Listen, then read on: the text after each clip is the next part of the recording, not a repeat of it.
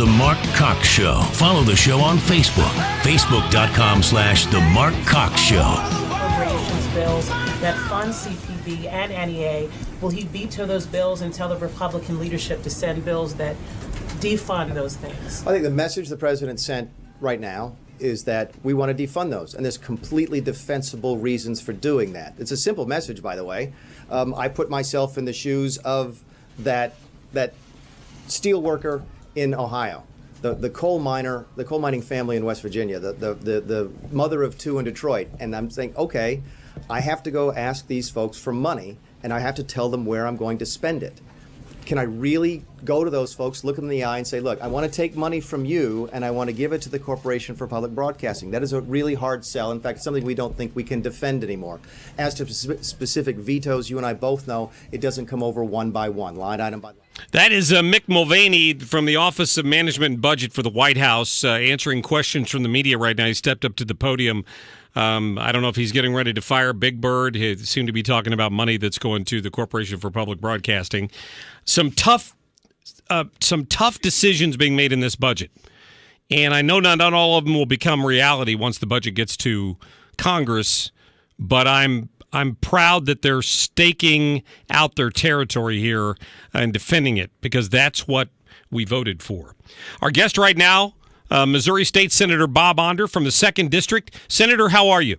Mark, I am doing great, and I want all the preschoolers out there to know that Big Bird is very popular, and Big Bird would survive in the private sector. He's not going away. I think Big Bird could commercially exist these days, don't you? I would give a lot of money for the Big Bird franchise. I'm with you. No kidding. My daughter had a Tickle Me Elmo for many years, so I'm well aware of that. Yeah, that's good. Elmo and Big Bird aren't going away. Well put. Senator, I know you've been busy down there. I saw you made the post earlier this week when they were talking about your Paycheck Protection bill. Is that Bill 251? Is that what the bill number? Yeah, that's House Bill 251. It originated as the Paycheck Protection Bill. Now it's a broader bill that I call the Government Worker Protection Act. Okay. So explain to folks what that does and where it stands right now. Well, the Government Worker Protection Act would do a number of very important things. One is the original paycheck language, which says that no worker should have money removed from his paycheck for union dues without an annual authorization. Another provision will give government workers a voice in who represents them. Fewer than 3% of government workers who are in a union have ever themselves voted for representation by that union. So we think it is a good pro-worker measure that their unions be accountable for them by, on a regular basis, every 2 years, stand for recertification elections. And perhaps most importantly of all, private sector unions are required by the federal government to disclose their finances and file financial reports called LM filings with the federal government. And over the years, that's been used to uncover corruption and embezzlement in private sector unions and basically protect the hard-earned dues money of those private sector union workers. Right. On the other hand, in Missouri, government unions operate under a cloud of secrecy, and they don't have to do any of those filings. So that is another important provision of the Government Worker Protection Act. So it's all rolled into the one bill. I'm guessing the unions are going to feel pretty threatened about something that calls for their members to vote again for representation every 2 years. Is that what I understand? Yeah, that's one of the provisions. Yeah. And you're right. The union bosses and unfortunately their counterparts in the Democrat Party are fighting this pretty hard. In fact, we had about a dozen hours of debate, or I really shouldn't say debate, filibuster, in which the Democrats did the bidding of the union bosses and obstructed business of the Senate. In fact, there was an amendment on the floor by one of the Democrats that I actually agreed to, and the Democrats spent 6 more hours filibustering without even letting that amendment come to a vote. Wow! So this issue is not going away. I'm going to keep pushing and to do it this session. And I have no doubt if we get to a vote and the public's will is done, this will pass and go to Governor Greitens' desk. So when are you going to get a vote on that? Well, right now is the last day before spring break. Right. So I'm hoping sometime in the second half of the session, perhaps in conjunction with some of the other labor bills that are coming up. What are those other bills? I read last week that there was another right-to-work piece of legislation kind of working its way through the legislature. Do you have any details on that? Yeah, what's going on there is that the legislature passed, and the governor signed right to work, but the union bosses are trying to get a referendum petition on the ballot, which is their right. That's fine. The problem is if they have a referendum petition, if they get the adequate number of signatures, they will put off right to work going into effect until November 2018. And that is really an almost obscene obstruction of the will of the people as expressed through their elected representatives.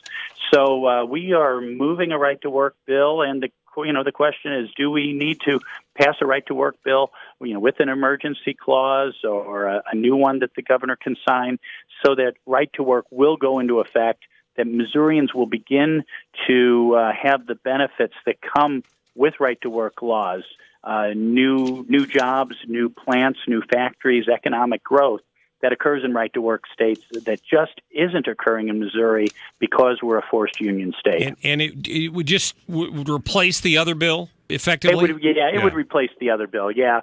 Whenever, one bill is, passed, amending the same chapter of the law, it would the new law would supersede the old one. Wow. What are some other bills that you're expecting to see passed this session? Yeah, well, on a different subject, I am carrying the Transportation Network Company bill, also known as the Uber bill. Okay. Which is a bill that would allow companies like Uber and Lyft to operate freely throughout the state of Missouri. In the St. Louis metro area, Kansas City metro area, some of the politicians have obstructed the ability of ride-sharing companies to operate freely. But I think we've worked things out with those local officials, and I think we're on the way to passage. We have some things we wanted to work out with one or two senators who obstructed a vote on that bill last week. But that's another thing I hope to get passed in the second half of the session. Well, good. Go ahead, please. Oh yeah, no. I think so that's an example of regulatory reform. Really allowing the free market to operate and provide a service that the public desperately wants, and really even transportation network companies like Uber and Lyft, when they come to a city, it's been shown a reduction in driving while intoxicated arrests by up to 51%. This is really an economic development bill. It could produce 10,000 new jobs by one estimate in the state of Missouri. And really. Hello, Senator Onder? Yes. Oh, I'm Mark. sorry, we lost you there for a minute. Go ahead. Okay, yeah, Mark. Yeah, no, I really think that the Transportation Network Company is a matter of freedom, economic opportunity, freedom from arcane regulations, and allowing our economy to thrive. It doesn't seem like all that long ago. It was obviously back prior to the election. We were discussing the religious liberty bill that ended up dying. Do you expect that'll get resurrected at some point now that you've got a Republican governor and such majorities in each house? Yeah, I think there's the potential for that, Mark. I was really disappointed last year when that bill, which was sponsored by me in the Senate, did not make it through the House. It ended up in a committee where we had a number of people who just didn't seem to really realize the importance of protecting the religious liberty of the religious institutions, churches, and people in the state. And I was disappointed that the business community came out against that bill. I am afraid that this is one of these things that until something bad happens, we might have a hard time getting people on board. But I don't see anything this session.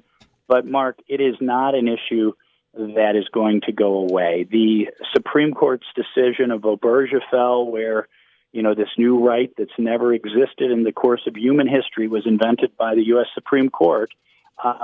It's not going to be the last word in the matter, and I, for my part, will continue to fight for religious liberty. Good for you, and I hope maybe it comes back up at some point. I'd love to see something like that in the state of Missouri. Senator Bob Onder, listen, I appreciate your time today. Thanks for carving out a little bit of time for us. Thank you, Mark. Always a pleasure. Enjoy your spring break. Thank you. All right, thank you.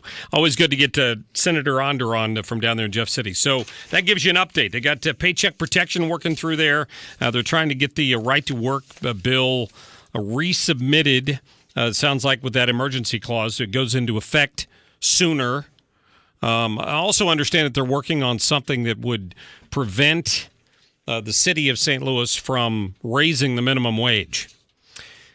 And I bring that up because I mentioned this at the top of the show, and I'm going to get to it as soon as we come back here. But I got to digging through the Secretary of State's website, looking at petitions, initiative petitions that have been approved and are currently circulating in the state of Missouri, trying to gather signatures.